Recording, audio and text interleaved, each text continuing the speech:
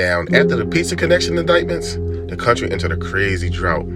So before, the heroin was coming from Sicily, and the Italians was almost everyone's main source. When the Italians were out the picture, Machine Gun Johnny introduced America to China-White, a pure potent form of heroin originating in Southeastern Asia.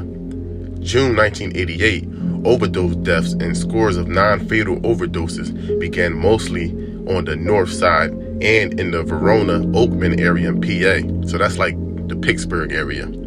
A task force of local, state, and federal agencies began investigating the source of what was believed to be an extremely potent form of heroin, but for 5 months, they wasn't able to connect all the dots that would lead them to a locally produced batch of the deadly designer drug. Now, on November 2nd, the team of Mr. Fox, Mr. Rapniff, and Mr. Lerner was given a case. That day, the team, along with a confidential informant, went to a north side bar known for illegal drug sales, with Mr. Fox and Mr. Rapniff providing surveillance from their parked car. Mr. Lerner and an informant went inside.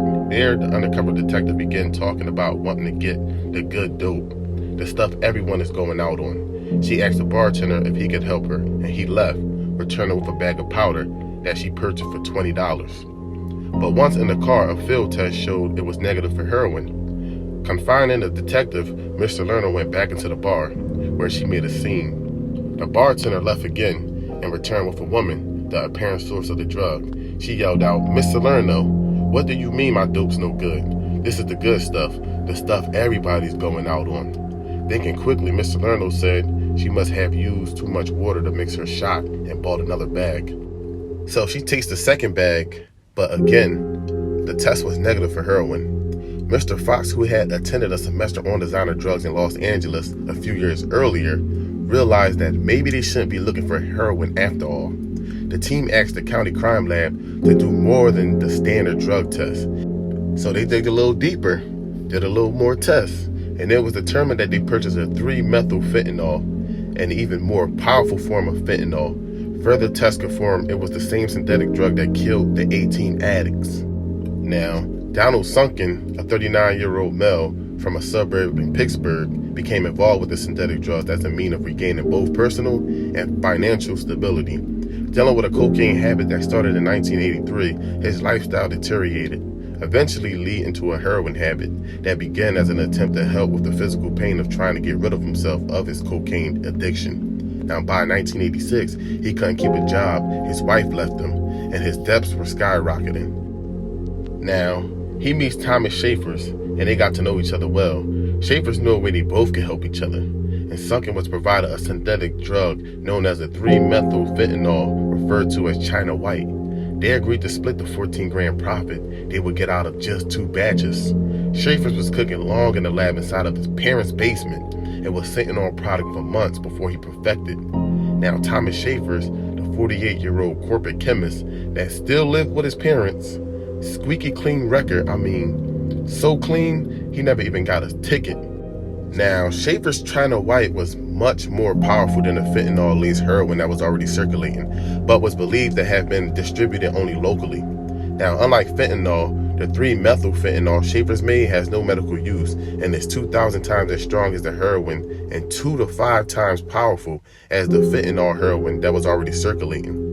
Now, there was a substance that could not be considered illegal because of the chemically derived byproduct would not fall under the latest Drug Enforcement Administration guidelines. Technically, a series of combination of legal drugs can be blended to create a product that simulated either cocaine or heroin, yet does not fall under existing statutes. So with him knowing that, he had to be a genius. So with that being said, they would get things rocking from there. Schaefers and his fellow entrepreneurs began to distribute their version in March 1988.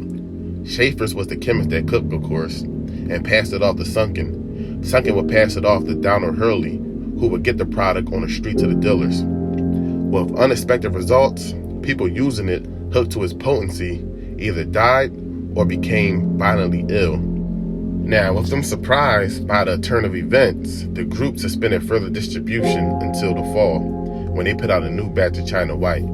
So when the money was coming in, it was great. And then Schaefers received feedback from the dealers that bodies were falling. So he temporarily shut down the operation. Of course, he continued cooking. He laid low until things calmed down. When the coast was clear, he put out a new batch, and he was able to get all his product from a pharmacist that wrote fake prescriptions. Now, my thing is, he could have just got rich off the pills. That would have been less bodies to none. But, he already had the route he wanted to take. Now, the short run was ended December of 1988. It was actually December 1st of that year.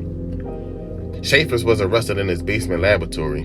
Donald Hurley was arrested the same day with 5 others. Donald Sunken was also arrested. Yes, there's 2 people named Donald, so don't get it confused. But Donald Sunken identified Schaefers as a China-White Chemist and agreed to testify for the prosecution. Sunken received an 11-year sentence and was released from prison December of 1998. Schaefers was convicted in 1989 of 20 federal charges, including counts connected to 2 fatal overdoses.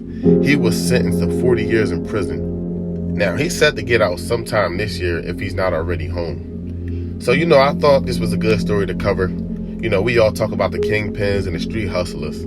The guys that cook the product, they never get talked about. And I'm not glorifying anything. I'm just talking about true events that really happened. If it's okay for BET and the History Channel to cover it, I should be able to do it. Thanks for watching, people. Like, comment, subscribe. Turn the notifications on. Check out my playlist. I'm out.